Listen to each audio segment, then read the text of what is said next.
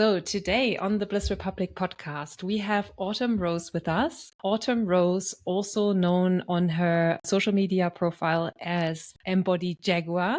Autumn is a mother, a storyteller, and a woman's mentor who supports sisters around the world in returning home to their wombs. She's been serving women for over 14 years. And Autumn has walked with women through the deepest depths of grief to the highest peaks of joy and everything in between. She midwives women through death, supporting them in reclaiming their full feminine frequency, ferocious love, and the multidimensional medicine. Her main aim is to help women who are exhausted by the continuous performance of her femininity and are ready to unrobe all false personas and embody the women they came here to be. So, Autumn Rose, welcome to the Bliss Republic podcast. Thank you. I'm so happy to be here with you, Laura. It's so good to have you, and I am so much looking forward to our conversation. I've been following a bit your journey on social media, and what really caught my attention was when you were talking about the copycat. So that is something that I'm very interested in. My work mostly evolves around authenticity. And so I was like, what this woman speaks about has some sort of anchor in me, and I really want to tune into this, and I'm curious. And so I did your masterclass. That was very juicy, very fascinating. I really love the depth of it. I really love the way you anchored it in our lineage. And so if you don't mind, would you be okay to give us an overview of what is a copycat? I love that we're beginning with this frequency because it's so alive in the field right now. The copycat frequency, like if we just tune into it, we know it. And with the incoming flux of AI, it's really going to be a question that's not going to go away for the next little bit. So we need to tune into this frequency. What does it mean to be an authentic woman in 2025 when you can just put on a filter, when you can literally put someone else's email that inspired you into chat and it puts out a piece of content for you that a lot of women choose to give to the world as if they have walked it. This is bringing us to a really big problem and at the same time deeper discernment. So every time we come into like a spell in the collective, we also come into the remedy. They're woven together. So a lot of women in this day and age ask themselves, who am I? And how do I bring who I actually am online? How do I bring myself out of hiding and show the world who I am?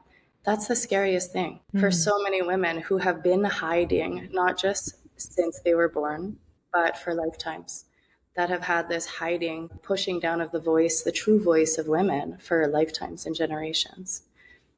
There's a stickiness when we go to do it. Yeah. So there's a safety that comes online when we start to build the muscle of safety.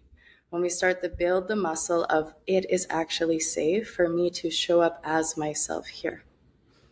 What happens when we're copying other people? We're not actually giving off a frequency that is in true resonance with who we are. And as we know in this world, this is a frequency realm. Frequency always goes first.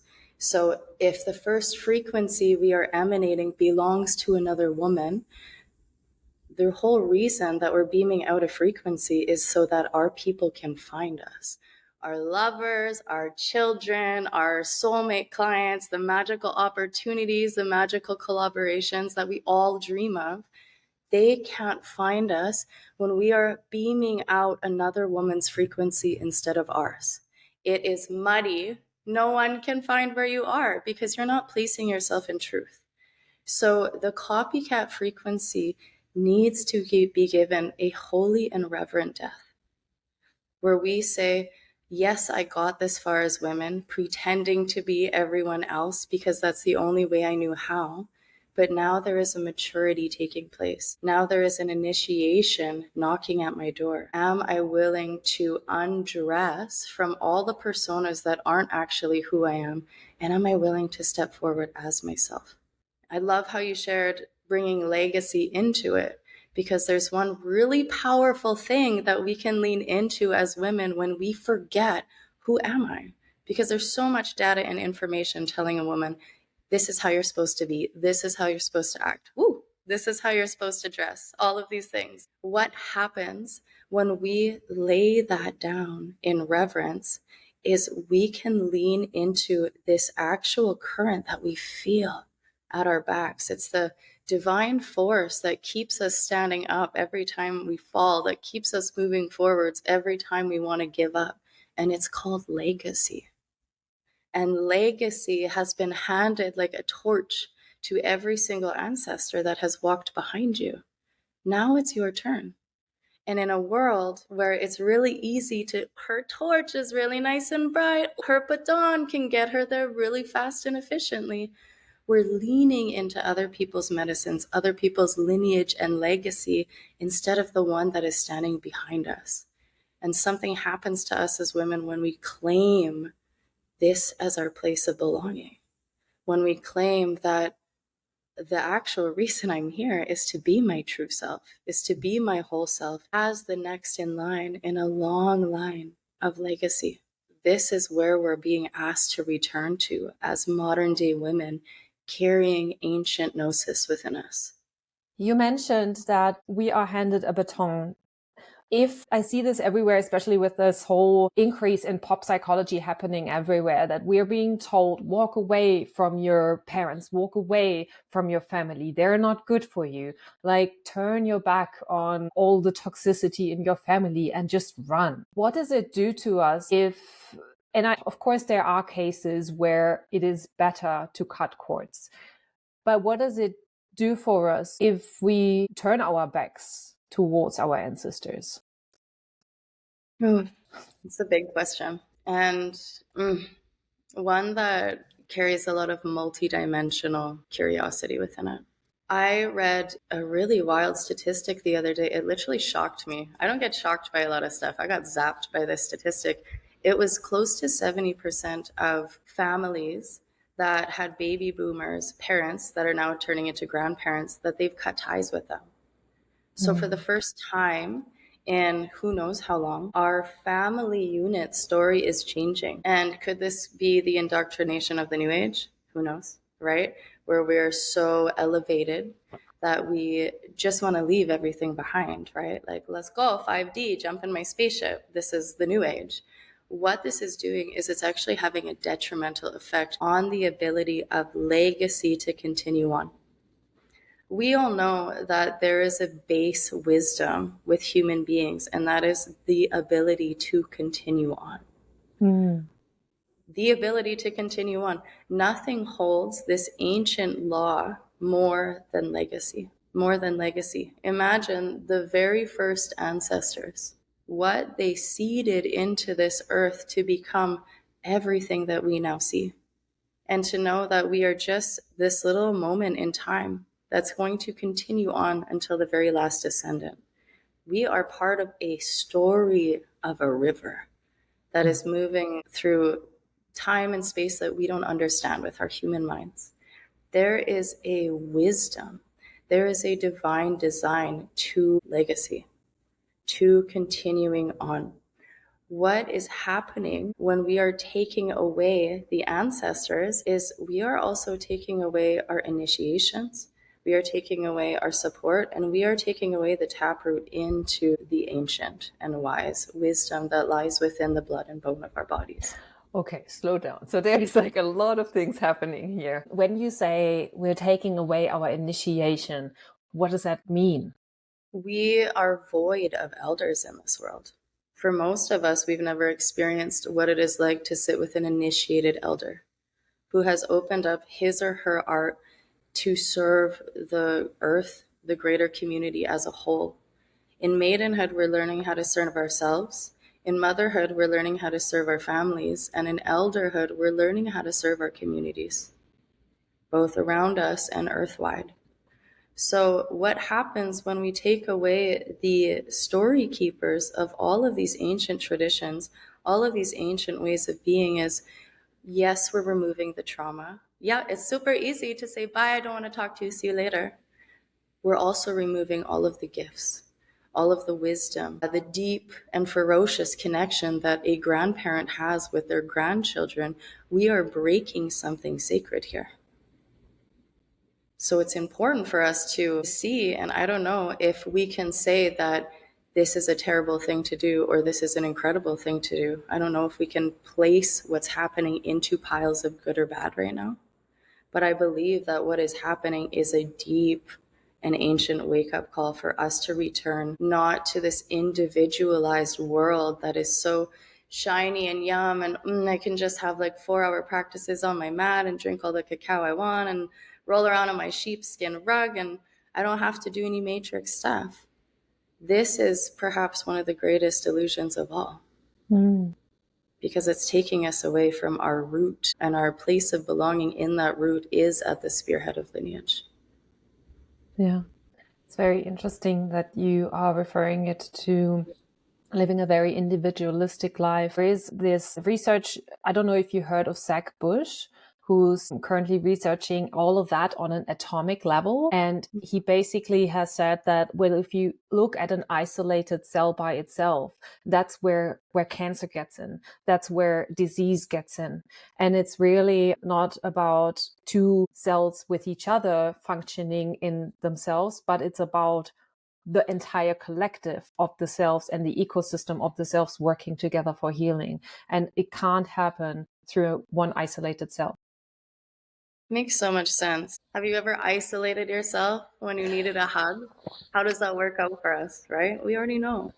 Yeah. Now we're getting wiser and deeper on the quantum level of what's happening. But we are cells on this earth. Yeah. We are individual cells on this earth, and we work on her body in this ecosystem the exact same way.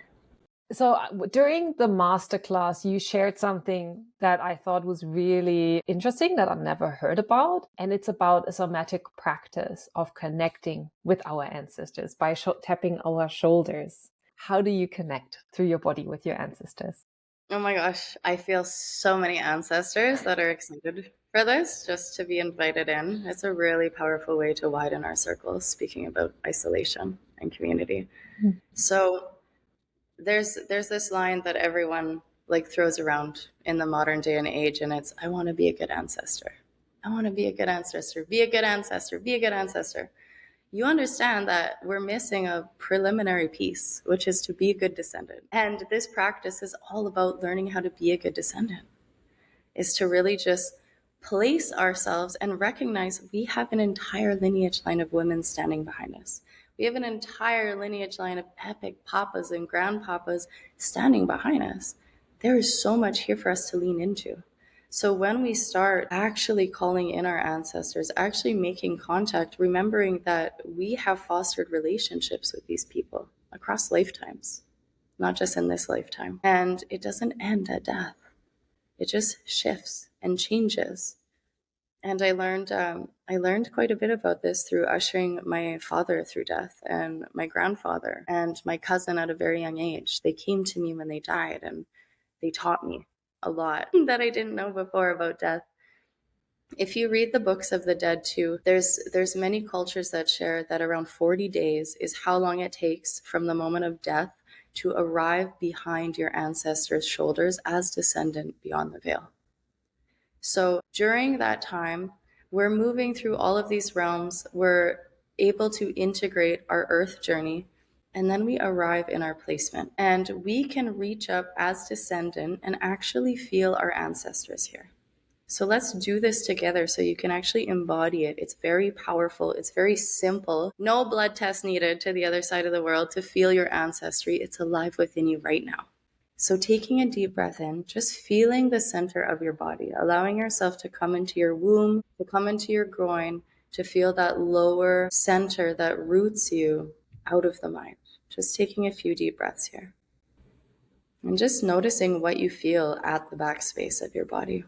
A lot of us are very closed here. Just seeing if you can open.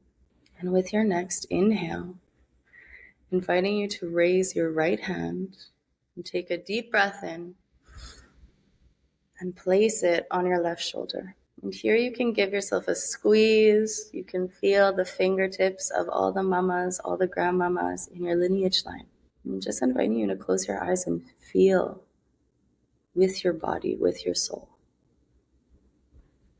To say hi. Just simply that. to give a little inner bow to everything that they have laid down as path for you to be here. And then once you feel them, I always get a little soul tear in my left eye when the grandmas come in, inviting you to come back to center. Just taking a breath in, letting the ancestors move through the left side. And then with your next inhale, raising the left hand and taking it over to the right shoulder to say hi to the papas, the grandpapas, to feel their presence, their strength, their steadiness, their love, just to say hi and give acknowledgement. And once you have received them, inviting yourself back to center, just breathing for a few moments as you let the grandfathers come in.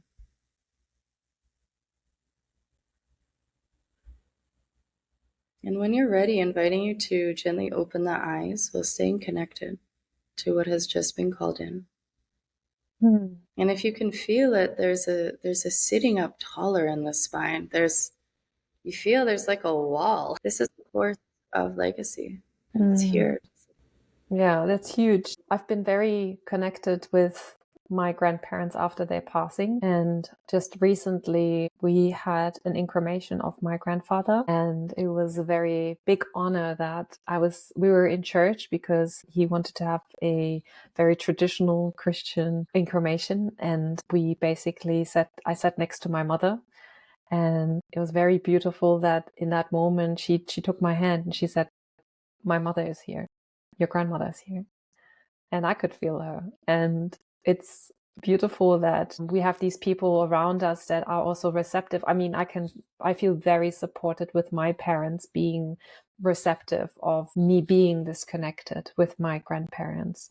And I believe it has been a very big journey for myself in my authenticity to claim that and to say, well, this is me, this is my experience, and I will not allow anyone else's judgment to get in between.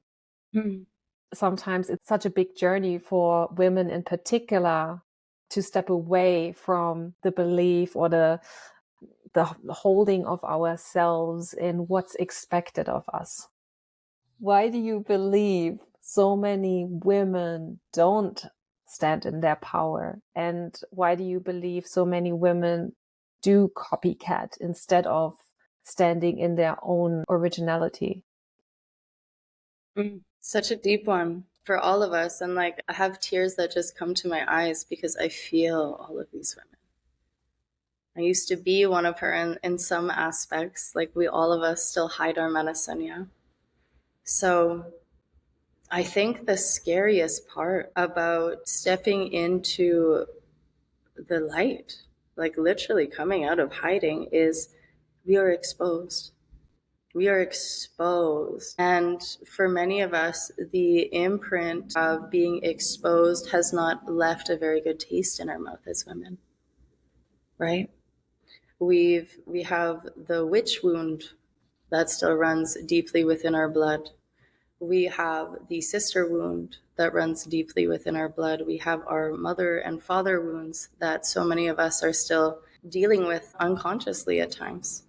How many of us, we can't actually step up into our greatness because we're still afraid that mommy and daddy are going to belittle us. Like, it's very real that we play these scenarios out as grown women, even though they're not actually happening outside of our heads. One thing I think we have to come to realize, and it stirs feathers to say this because of course it's not an absolute truth for all women, but in this modern day and age, the majority of us are actually safe. We're safer than what our bodies are allowing us to perceive this world as, and it's a truth. It's something that I had to reprogram when I moved to the jungle. And I realized, I'm like, whoa, dark alleys of like strange men in the city are way scarier to my system than being alone in the jungle with no flashlight, with no shoes, and it's just like snakes and jaguars, literally.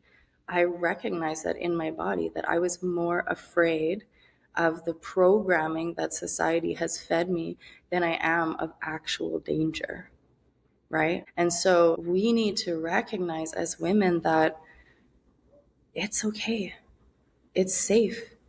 It's safe to be ourselves. And when we start to repattern that within our own bodies, because safety starts first in the inside, it's an inside job first.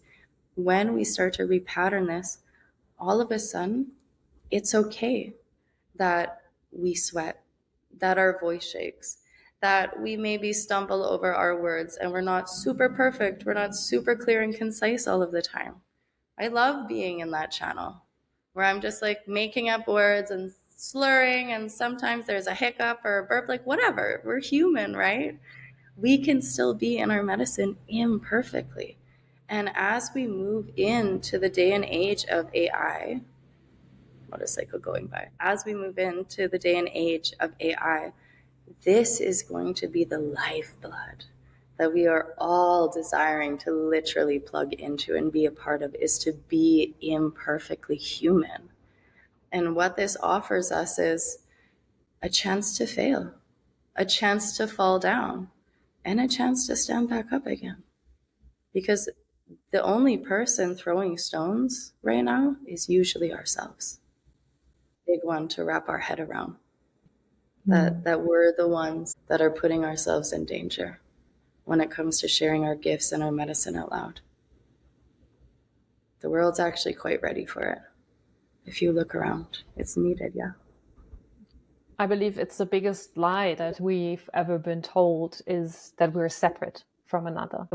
And the separation happens through the shame that comes through imperfection. The wish for we as women to compare, and in times of plastic surgery, we all start looking the same if we go down that road. And it's scary because I believe that's where dangerous moments and unsafety does happen, where we feel like we are disconnected. And this is where technology and the advance of technology disconnects us more and more. And I think it was Teal Swan who said it, that the more we believe we are separate and not all one, part of one big ecosystem, the more it's likely that we can commit harm to one another, because we feel like we're harming another person which is separate from us. The moment we understand that the other person is us as much as we are the other person, we couldn't harm them. And so when it comes to us women in particular, trying to portray a certain image, we also play a role in showing other women the way. And I feel that there is a lack of responsibility towards the other with what we do to ourselves. It's an interesting time to be alive. It's a really interesting time to be alive, because we have access to so much power, so much light, so much remembrance. There's so much wisdom that is here. And also we have access now, a new ability to throw everything to the side. And everyone wants to have their own spiritual journey. And it needs to be really special, and it needs to be the most powerful and the most flashy and the most shiny to be the most inspiring.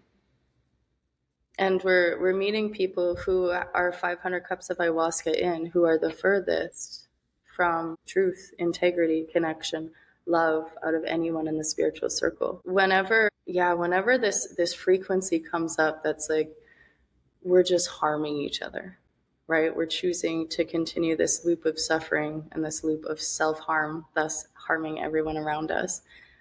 I remember a really important piece, and this piece actually is central to like the copycatting frequency. It's important for us to understand. It's wild to know, right, that we are moving to synarchy, that all of us desire, whether we're conscious of it or not, that we want to move back to tribal village living, where we are in community, where we are in support. I always share that it's silly that I'm here teaching primordial womb. It's silly that I'm here teaching women to come back to their wombs and to receive these initiations into womanhood, because I want to live in a world where you don't need to go have an online program to get what you are missing in village and community. You don't need to go have an online therapist because there's no one around you to just talk to and give you support, right? We all understand that this modern day and age isn't the end game. It's not where we want to end up. We know where we're going. And where we're going is synarchy, where everyone recognizes we're all here to make honey, and the only queen bee needs to be God. We don't have to have a popularity contest about who the queen bee is, right? That's like Miss Universe, Miss. We've done it. We see that we're trying to find our way to synarchy. At the exact same time as knowing that's where we're going, we have to understand where we are, right? The reality that's happening in this realm.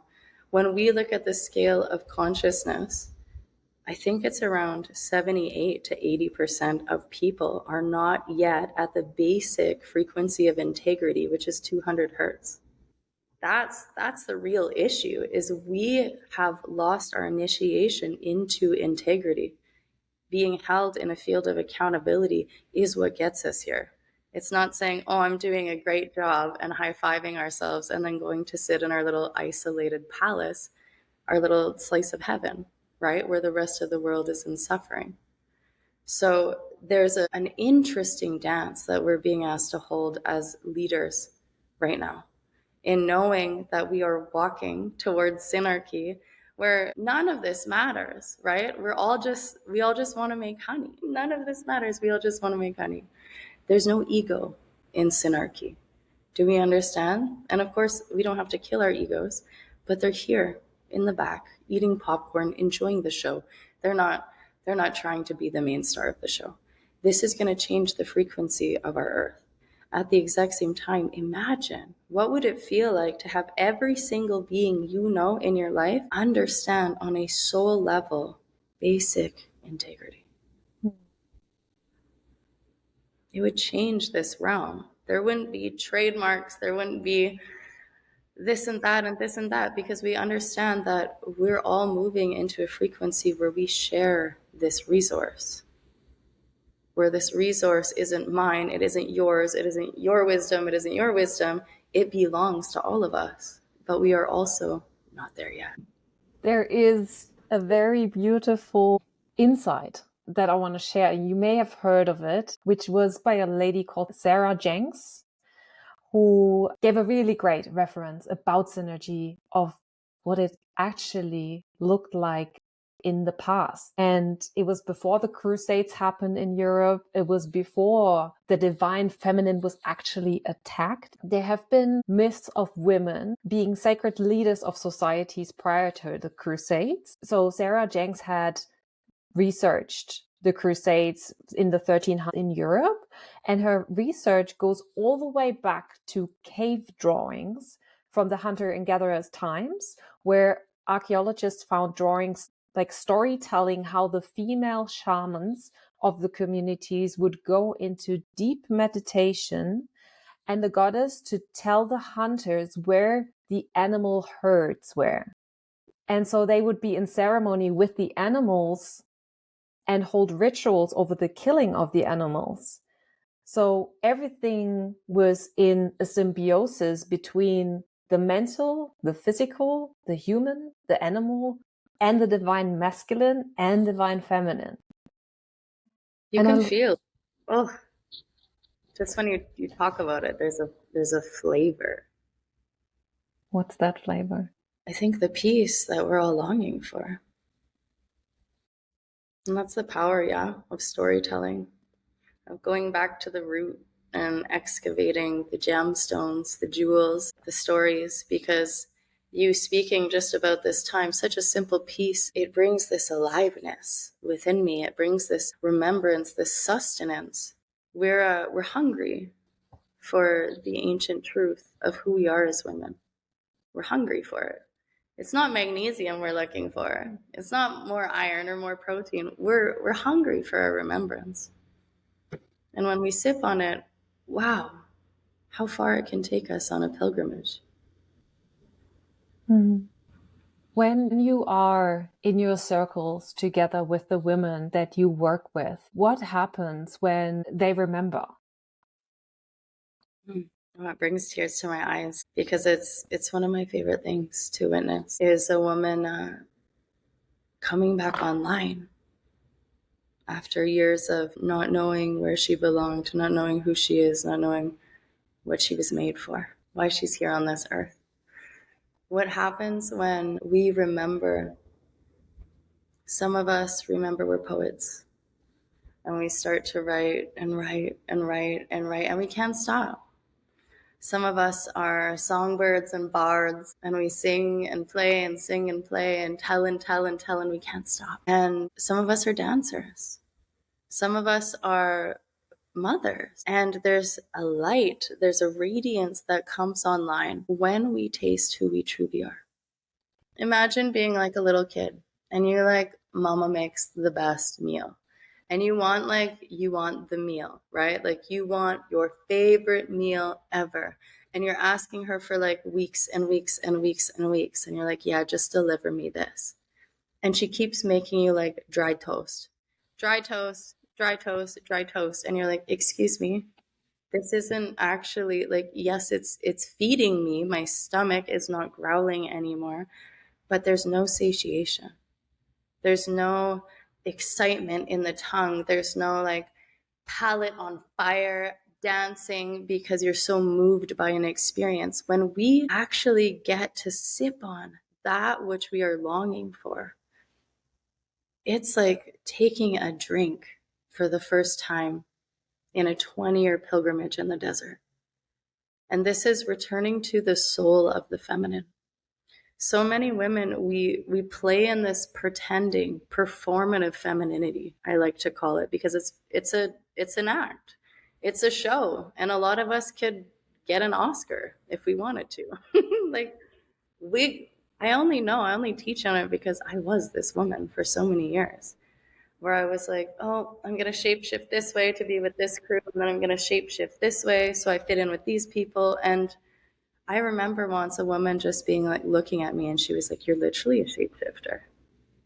Like, I've seen you in so many different characters in the last little bit.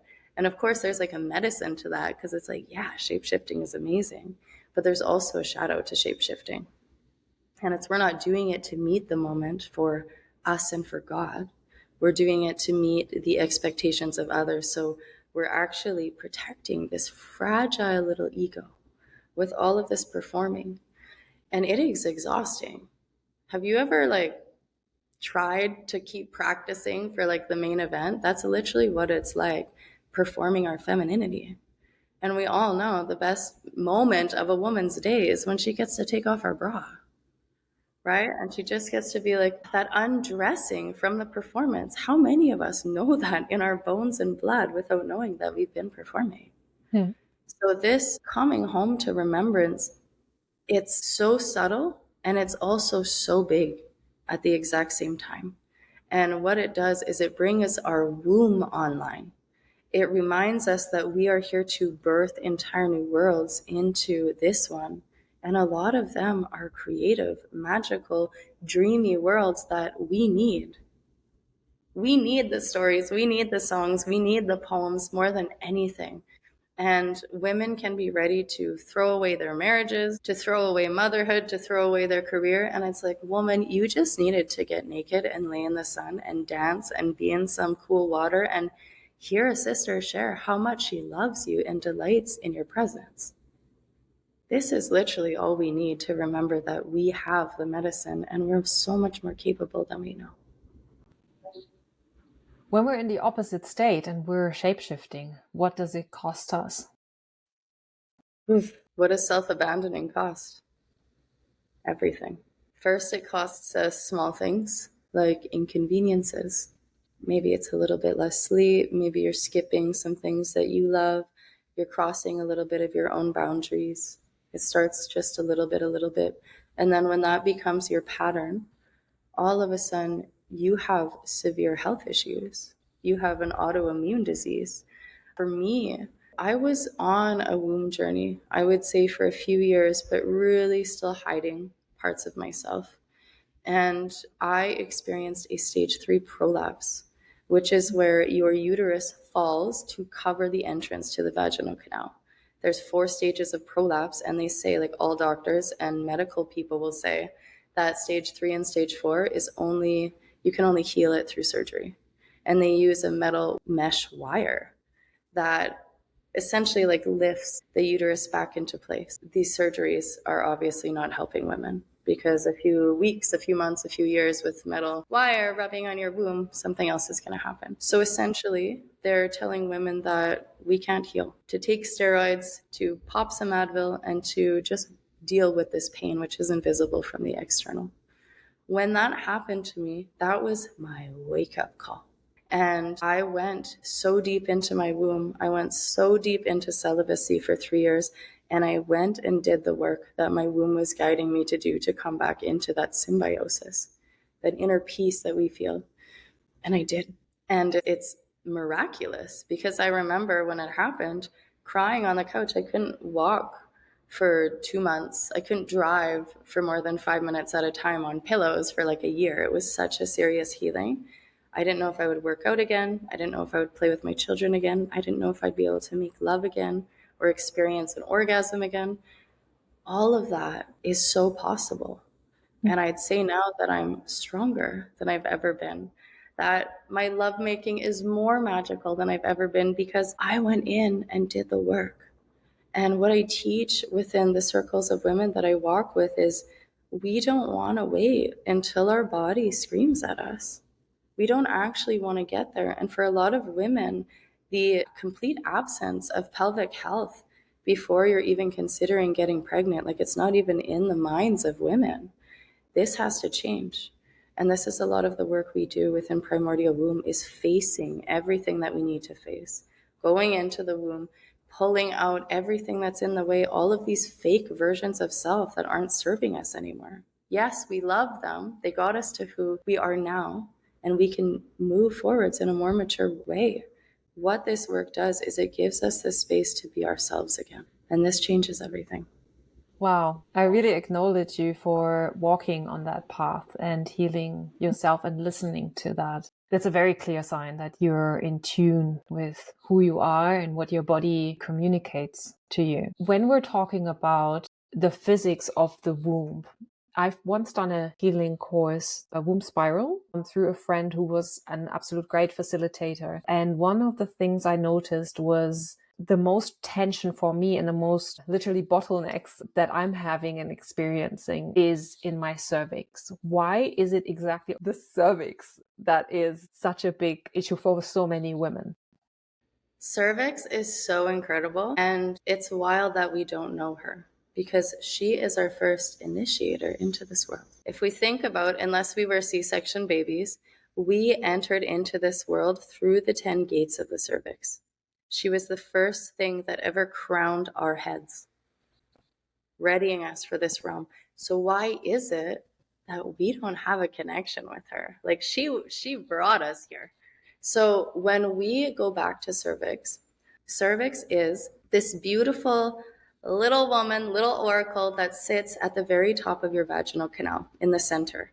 And she is about this big. She can go to about this big, depending on where we are in our cycle. And she feels kind of like the tip of your nose. Obviously, she changes throughout our cycle, but that's kind of a good way to get to know who she is. That's what you're feeling for when you're placing your fingers inside of you and looking to connect with your cervix. Cervix is incredible. She is what I like to call the talking stick of God because she has a face.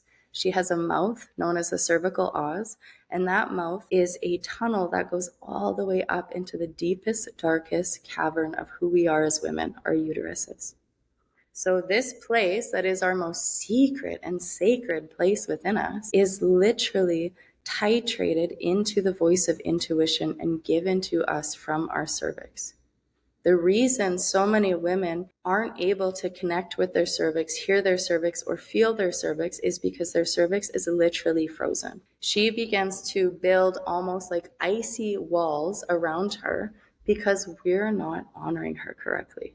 We use all kinds of dildos, all kinds of glass wands, all kinds of yoni eggs, yoni pearls, things that really don't belong inside of us, right? There's only a few things that are organic that belong inside of us. When we begin to bring this on, when we first start with our womb work, it's usually too much for most women to handle. Our wombs have been traumatized. We've been sucking in our bellies for most of our lives. We've been wearing tight yoga pants. We've been letting men do whatever they want with us because, hello, pornography programming is real, and performing the way that sex has been taught to us through pornography is also real.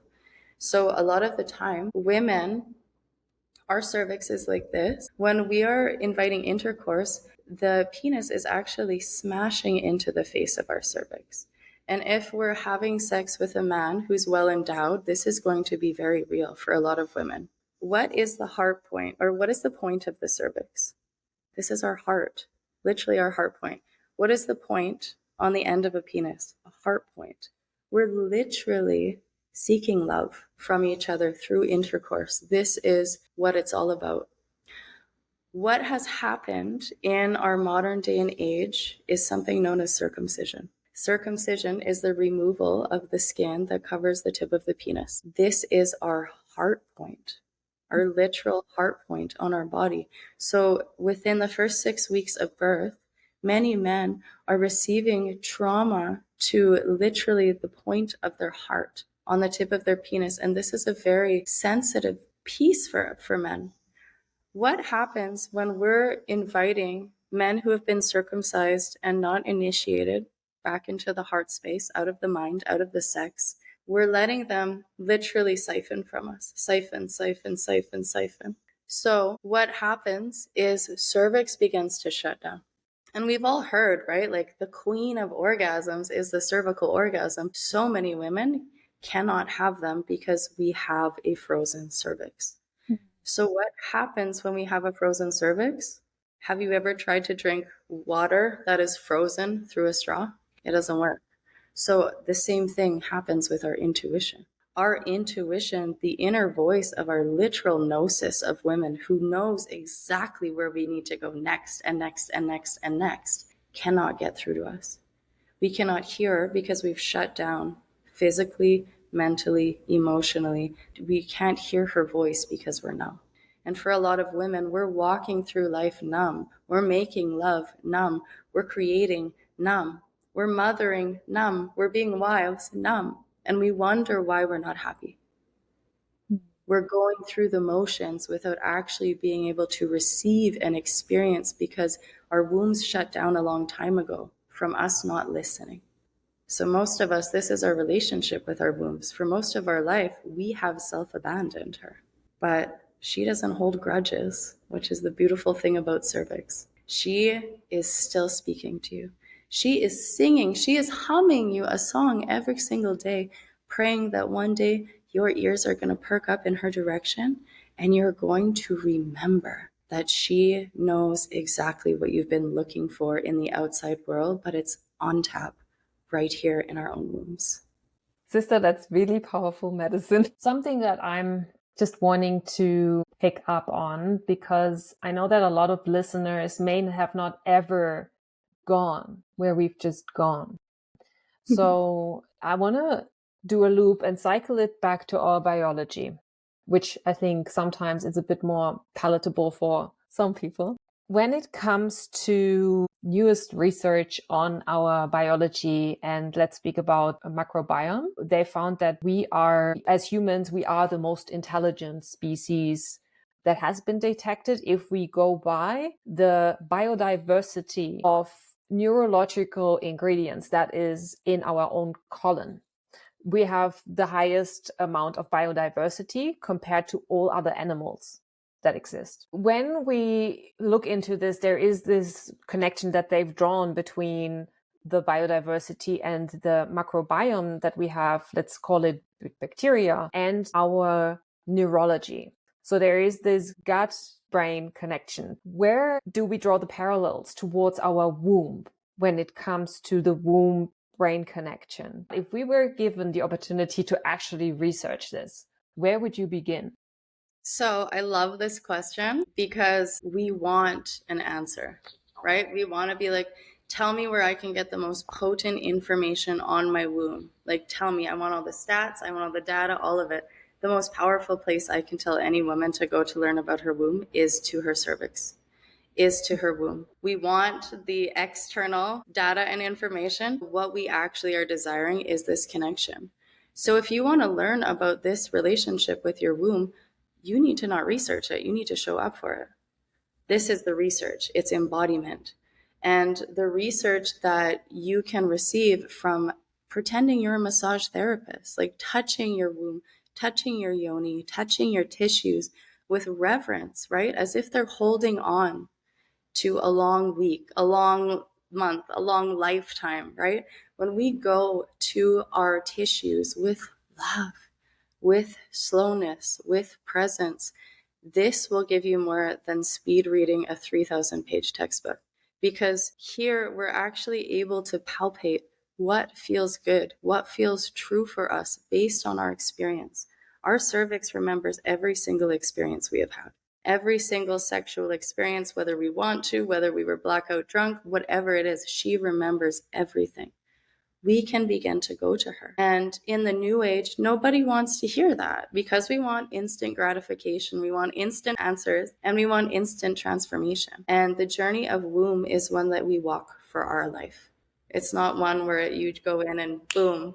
All of us, when we go into womb for the first time, we want the unicorns, we want the dragons, we want the magical angels. Like, we want all the magic. We want our womb to be on a megaphone, loud, clear, her voice, right? We know her. For most of us, we've abandoned her our entire lives. Guess what? It's not going to be like that when we return to our wombs. The first frequency that I teach when it comes to learning the voice of the womb is silence. It's the one that we want to bypass as women, and it's the one we need the most. How many times in your life have you gotten together with sisters and sat in silence? Never. Because women don't do that, right? Like, we're like birds. So what happens when we go into our wombs? We expect her to be the same. Oh my gosh, this man, and oh my gosh, this timeline, and oh my gosh, this. You've literally given her the silent treatment your entire life. She doesn't want to gab with you right now. She wants your respect. She wants to know you're not just here to extract an answer from her and then you're never going to see her until the next time she needs something from you. What we can do as women who are wanting to begin this journey with connecting for real with our wombs isn't to go to a textbook, it's to be with her in silence. It's to not prod her. It's to not be like, what are the lottery numbers that are going to win? What's the next biggest thing I need to invest in? Like, no, be with her. Massage her using cold pressed coconut oil mixed with cold pressed organic castor oil is beautiful. It's nourishing. It brings moisture back into this place that's been so dry and brittle for so long. Singing to her, holding her when you feel disconnected, breathing with her a few times a day. This online again and again is what builds this connection, because this relationship to intuition and trusting it is a muscle. And as we know, if you don't work out the muscle, you're going to have no muscle there. So we need to work this muscle. We need to be in devotion. This practice isn't about becoming the sexiest goddess priestess in 30 days. That's a lot of what the world's offering right now. The actual, real, true, deep path of womb is about taking the time we need to have a relationship with her that feels delicious. And it does not have to look like rose petals and papaya pussy photo shoots like everyone else. You can literally have the most delicious womb practice with a messy bun. We don't need to constantly receive from the external world what our relationship with womb and embodiment as a woman looks like. We get to re-script that for ourselves, and our lineage line behind us is counting on us to do that. Probably one of the biggest centerpieces that I've learned from our conversation today is the relationship we have with our womb, and that we are in the programming we're in constantly demanding and asking from her without giving back. We really are a bad friend. We really are the sort of friend that always just comes around the corner when we need something. Hey, there's this cute guy I want to be with. Let's go sleep with him. And so we're taking, instead of asking ourselves, wait, what is it that I'm actually investing into this connection with my own being? It's quite eye-opening when it actually clicks. The new age is poisoned the well in a really big way, and a lot of us have turned to it like it's the saving grace. What has happened is we've gotten so caught up in the manifesting, and we're using our womb like a machine. We're using our womb like a machine. And I want to bring in a word here. The Latin root of the word womb is matrix. It literally translates to matrix. So I have full body chills right now. Oof. When we look to what we are doing to this earth, which is indeed a giant womb, when you think about the ocean and all of her beautiful womb waters, we have turned her into a machine. And we are trying to do the same with our own biology. And your womb, like I said, she does not hold grudges. She is not like, well, you ditched me 55 times and you made me sleep with losers 306 times. Like, she doesn't have that kind of a tab going on. She is literally singing to you. She is humming to you. And even if that hum is a little bit silent because she's a little bit sassy with you, know that all she desires is for us to turn our hearts in her direction. Not once, not twice, not just when we need something, not just when it's convenient, but again and again and again. And as a mother, a woman who has walked with womb very closely for over a decade, I am still learning. She'll call me. I don't ever experience cramps when I'm bleeding. If I'm doing too much, I'll be like, oh, I'm going to hit 3 loads of laundry, and my womb will be like, cramp. And I hear that one signal when years ago I used to just pop ibuprofen. I'd be like, oh my God, go away. I don't want to feel in pain right now. Like, what? Pain is such an initiator. Every time there's one teeny cramp, I lay down for 3 minutes and breathe with my hand on my womb. Boom, gone. She's like, I just needed you for a minute. We're bleeding right now. I just needed you. So I also see a lot of women sharing oh, the moon cave. We're going offline. We're going to have our womb cave experience. And this is great. When you're a maiden, go for it. Do your womb cave. Do the thing. You have all the time in the world. This isn't real advice to give to all women, especially mothers, because we can't just be like, sorry, children. Sorry, baby. We're in the womb cave for the next few days. So you're just going to have to go to your pop-up for that ish. No, we need to be remembering that we don't actually need 4 days eating chocolate and watching Netflix and rubbing our pussies to be connected women. I love to share that I want to live in a world of women who can take 3 deep breaths when they are lost and find who they are trying so hard to be, who they are actually searching for in that moment. Is to regulate, is to come into that slower pace, is to remember that everything that we need is right here. It's not in a podcast. It's not at the next Tantra retreat. It's not on YouTube. It's literally right here with your womb. And are you going to have to rewrite every single thing you know about her to have a new relationship with her? Probably. Is it going to be the most nourishing relationship for your entire life? Most definitely. But it's not one that we can just tend here and we can tend here. This becomes a lifetime relationship. The distractors that we have with the relationships with our womb and the new age programming. I've come across a podcast where you mentioned that also one thing we have in common is that we both went down the yoga path. And I believe it's something that has been a big shifter in my life to opening up to spirituality, to different energy bodies. How has that shaped you to go into this whole yogic world, and what made you come back into a very solid and profound belief in one God? Oof, such a powerful question. And I feel just like the pilgrimages I've been on in search of that. Before I found yoga, I was in a very big phase of self-destruction. I was an alcoholic. I was a drug addict. I was manipulating and using men with my body. It was not a good scene. Yoga came into my life, and I remember I went to my first class so hungover. We partied all night, and my friend was like, oh my gosh, you should come to hot yoga. It's free tomorrow. And me and all my friends drug our butts to yoga class. I think I smoked a cigarette on the sidewalk before I went into this yoga class. I didn't know what laid ahead of me. And within this one class, I died. I literally died. I had like a full blown hangover within like 1 hour. And then when I got up, I felt so clean and purified and like the best I'd ever felt. And I was like, what just happened to me? What happened to me? And it became my addiction. Like getting on the mat, feeling my body, breathing deeper than I ever have before, feeling good. I grew up in a town that was a drug run town, like where everyone was just an alcoholic. And for the first time in my life, I was really feeling health for the first time. I hadn't ever been shown it. And I was like, whoa, what is this vitality? This feels so good. I want more of it. And this journey brought me to India, where I did study to become a yoga trainer way up, like 6,000 feet up in the Himalayan mountains. And I'm so grateful because I had such traditional yoga teachers and like really powerful ones that weren't for like the shitty dogma in India, and also like weren't for like the Westerners popping an A on the end of everything and like just destroying it, right?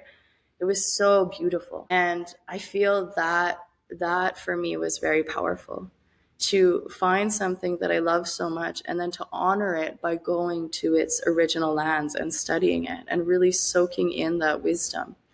And that I knew, like I didn't want to be a yoga teacher forever, but I knew that I was afraid.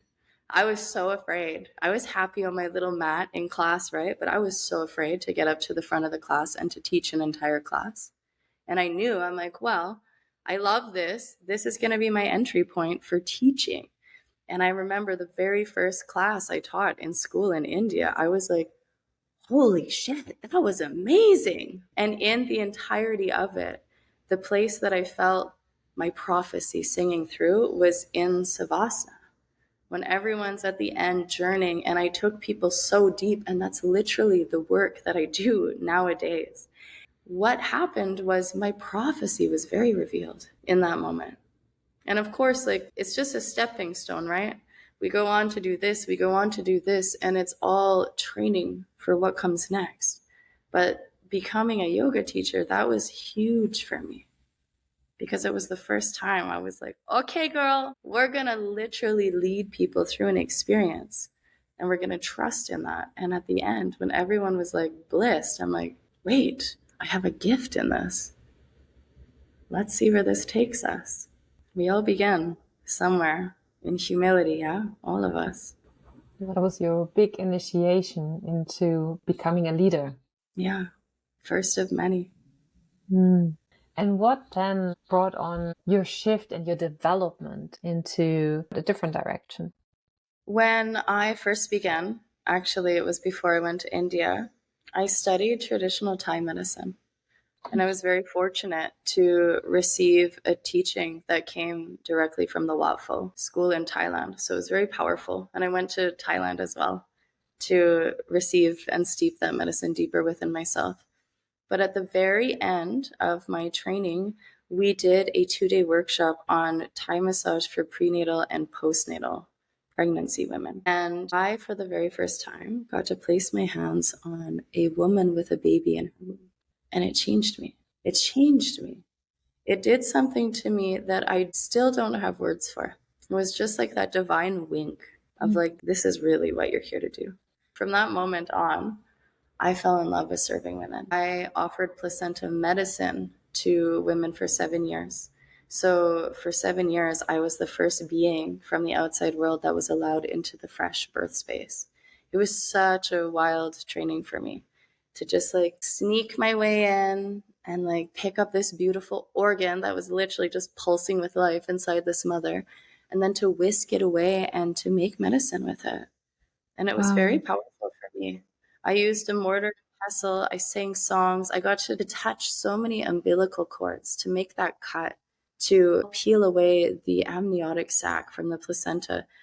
There's so much. I cried when the blood that was supposed to be in the baby had to go down my kitchen sink. There was just such a deep connection to it. And I was living on a very powerful river, an indigenous land. And I would just be in ceremony with these placentas and weaving this medicine that felt so ancient. It felt like I had been tending this birth threshold for 7,000 years, not 7 years.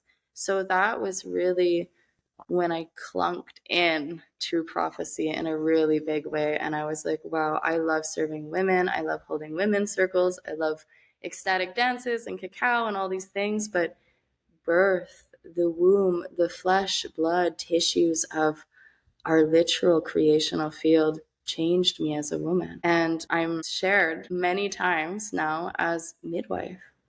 I never would have chosen that for myself. I didn't see that path for myself growing up. And how did you from there then draw the line to coming back to weaving in the belief in God into this? I find it utterly fascinating because also me, I have come back to the belief in one creator. I love this. I have such a deep and delicious love for God. I didn't know was for me in this lifetime.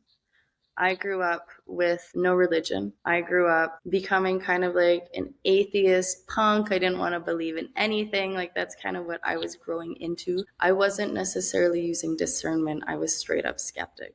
My son had an experience where when he was young, there was a spirit that kept showing up over top of him. And I had an old roommate that was like very Christian, very deeply connected to God in a way that I trusted, even though I didn't trust.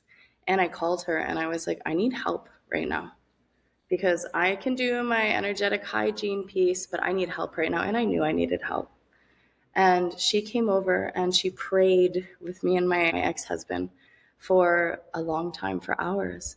And she was speaking in tongues. She was praying the blood of Christ over my home. And I was like, what is this? Like, I can't even believe that I'm receiving this right now. And usually my skeptic mind would be like, no, no, no, no, no.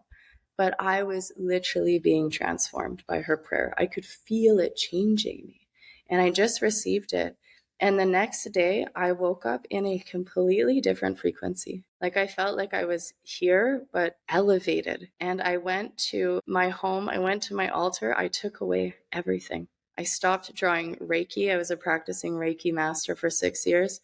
I took every deity, every tapestry down, everything off my altar, everything. I got rid of all of my tarot decks, my oracle cards. Like I just knew that I had stumbled into something I did not understand yet. I did not want to understand it yet. There was definitely a part of me that was like, what is this? But I just knew. I'm like, this is the realest thing I've ever experienced. So over the next few years, I started cultivating a relationship with God. And I've shared before, it took me over 3 years until I could say this word, all of them. Like God, that word I couldn't say for so long.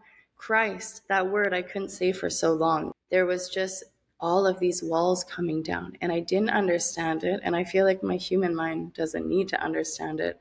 But there is this returning to God. And as this frequency has come online, I recognize that I have been in devotion to it for lifetimes.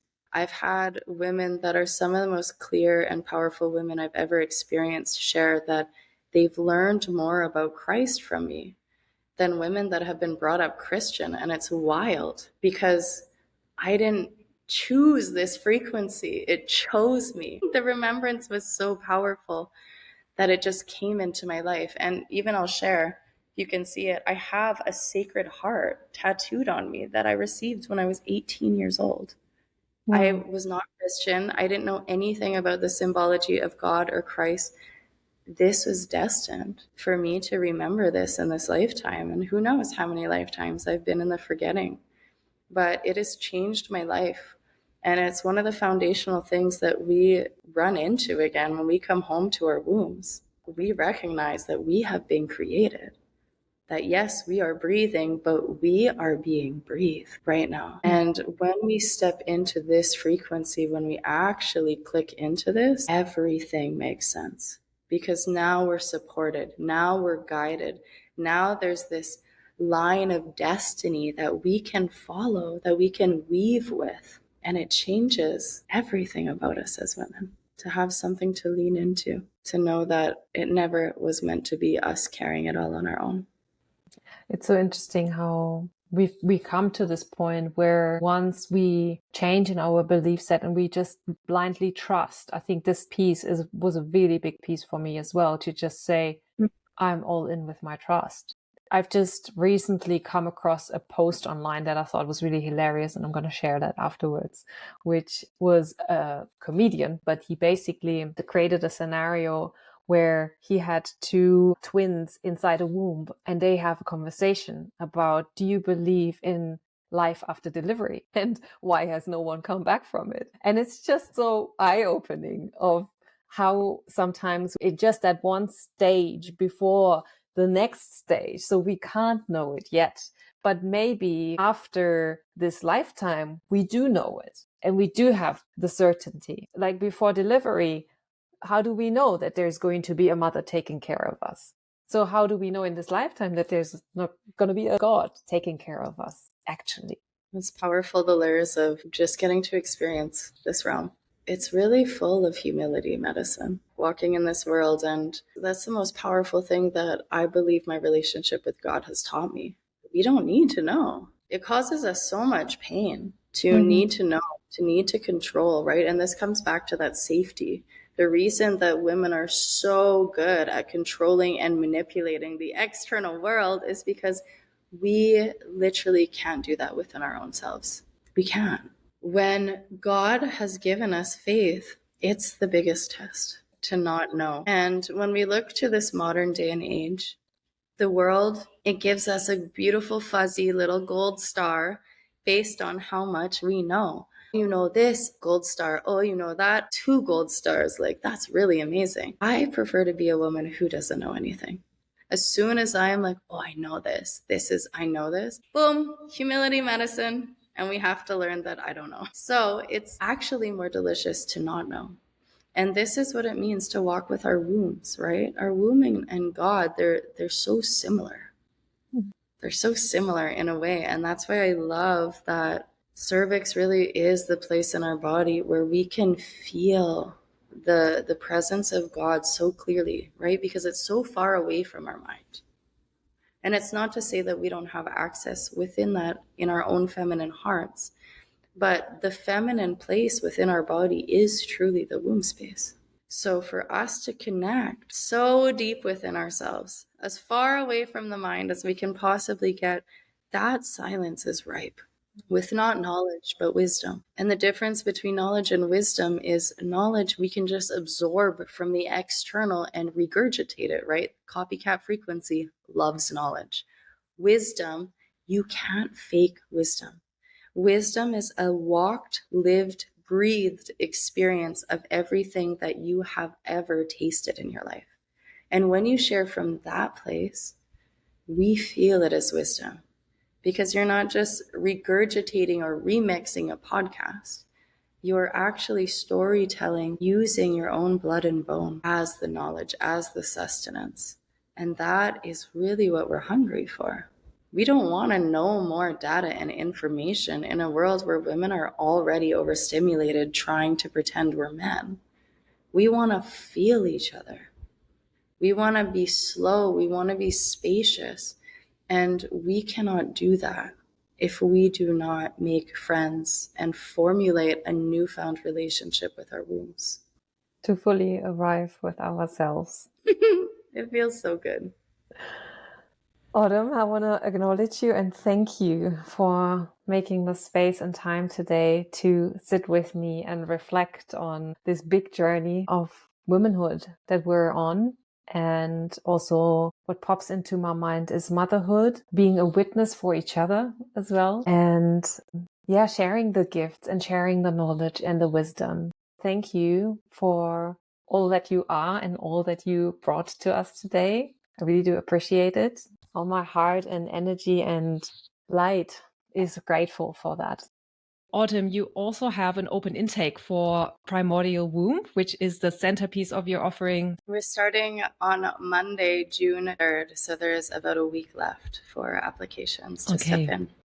Thank you, sister, for the invitation to come and just share the stories of what makes us women. It's one of the most powerful medicines that there will ever be. So may our stories continue on. Thank you. Thank you for having me. If you enjoyed this episode, please hit subscribe and share this episode with someone who can benefit from it. Have a beautiful day, bliss and bless.